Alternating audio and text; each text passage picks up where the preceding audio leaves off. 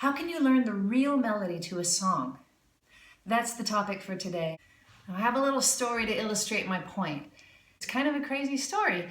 I know that I've told you before about my friend Kitty Margolis, the singer that I snuck in backstage and live, and then I got to go backstage with her that night. Do you remember that story? Maybe you don't. It's a good story. But anyway, she's a great singer. And when I was in college, she came to visit like as a guest artist, and they needed somebody to take her, pick her up from the airport and then to take her back to the airport and run her around and, you know, errands and take her to dinner and everything. That was me. I volunteered.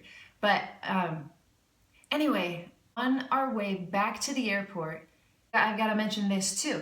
I volunteered for the job again the very next weekend when we had another guest artist come. He was the trombone player, Dan Barrett.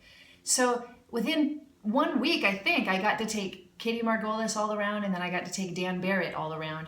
And after I got to know them and we were going back to the airport in Salt Lake City, I got a little bold. I had a demo CD of my band, of my trio. I wasn't even singing much at all. I was playing piano. So it was a piano trio demo. And I said, would you mind just listening to this cut? And both of them said, okay. So the cut was Surrey with a Fringe on Top. Do you know that song? It came from the musical Oklahoma. And I thought my trio played a really nice little version of it. Da, da, da, da, da, da, da, da, da, right? So I played it for Kitty Margolis, and it was going along fine.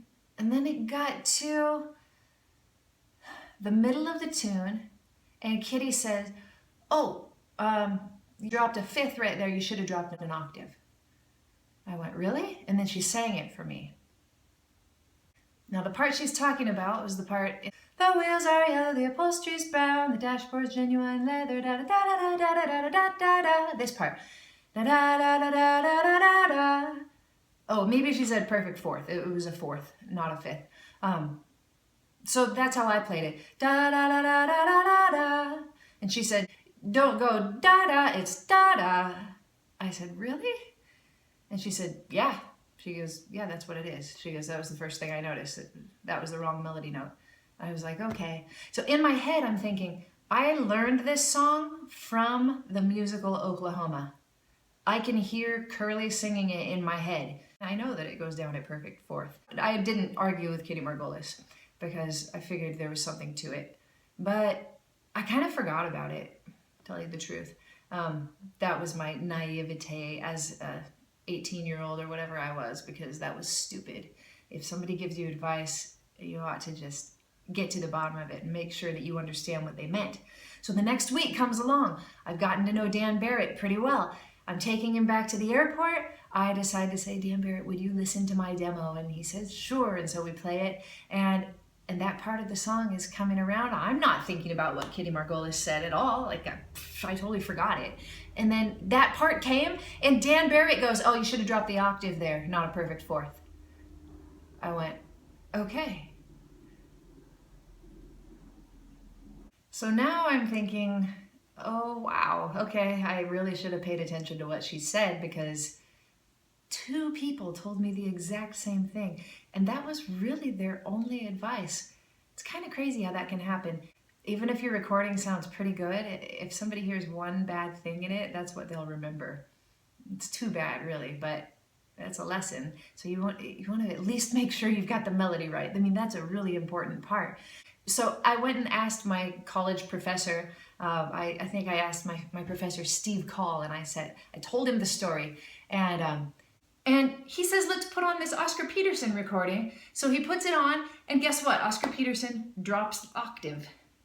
And then he puts on a Nat King Cole record, and Nat King Cole drops the octave.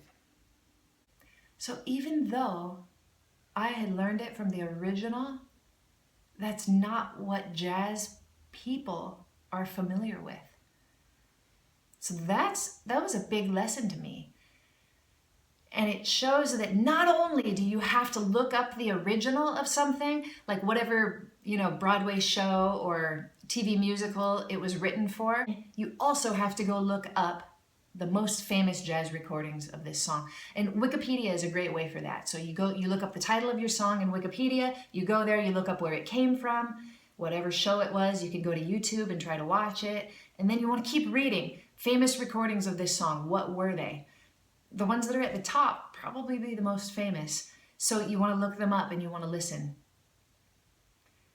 So, I mean, if it was me and I could do that again, I would go listen. I would say, okay, he did that. Now let me go listen to another popular recording and see what they do. And then I listen to another one and see, well, how many of them actually take it as gospel truth? And then you kind of make your decision.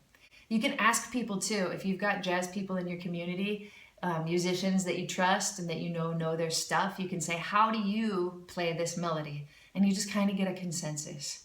And then you go with it. So that was an important lesson for me. So there you go, that's my answer. You look it up, what show did it come from originally? Then you find out what the most famous jazz recordings are of it, and then you listen to those. You ask the people around you, you get a consensus, but don't just hop into a song willy-nilly. You do your research, you figure out what is the exact melody, because people are gonna call you out.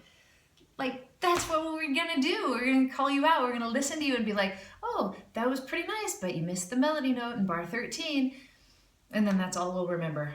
So, sad as it is, that's the truth. So you gotta do your research, okay? Instrumentalists too, everybody, figure out how to play things the correct way and then you won't embarrass yourself like Aimee did. Thanks for watching Aimee Nolte Music. I will see you next time.